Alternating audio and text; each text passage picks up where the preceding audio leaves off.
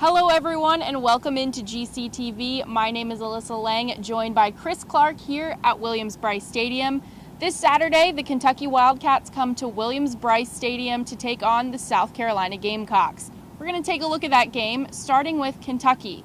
Chris, what are some things we need to look at for this Kentucky team that might pose a challenge for the Gamecocks? Yeah, offensively, it's a new offense under Neil Brown, the air raid offense.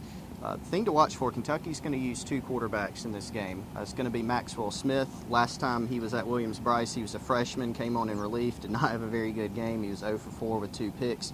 Jalen Whitlow, who came on in relief in last year's game in Lexington, will also play a prominent role. We don't know who's going to start for Kentucky yet, but both of those guys are definitely going to play. Even though it's called the air raid, they still run the ball a good bit as well. They've been pretty balanced this season. They've still had some struggles offensively, haven't been able to put up points consistently. Last week against Florida, their kicker had the most rushing yards out of anybody on a fake field goal. But those are a couple guys to watch. Defensively, Avery Williamson's a really good linebacker.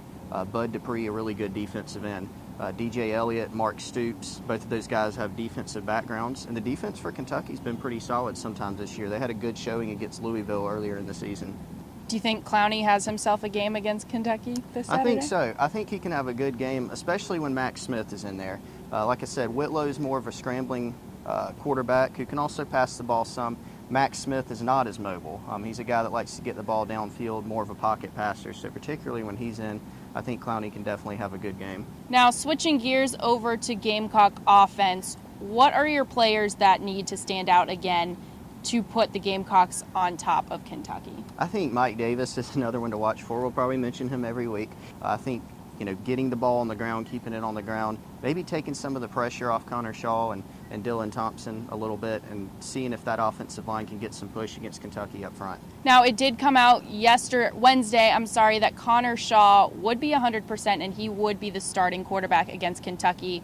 What are your opinions on that? And Spurrier also said that both quarterbacks would play. Yeah, both quarterbacks expected to play again. I don't think South Carolina would play Shaw if he couldn't. I know he doesn't want to miss a game, but given that you're about to go on the road for a 3-game SEC stretch, you've got some big ones at home later in the season, you want to have your quarterback healthy. All right, now wrapping up this episode here, give me a score prediction. What do you think is going to happen on Saturday night?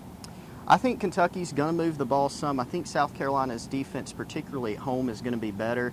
I don't think we're going to see a late game collapse like we have in the past couple games. I think there'll be some frustrating plays. I think Kentucky will score some points and move the ball a little bit. But I really think South Carolina's offense can have another good day. And so I'm going 34-16 South Carolina at home. Oh, that's interesting because I said last night that I was going to wait until GCTV to give my score prediction, and mine was going to be 35-13, so that's pretty close. All right, well, that will do it for this episode of GCTV here at Williams-Brice Stadium. Be sure to visit GamecockCentral.com for all your Gamecock athletic needs, and we will see you next time.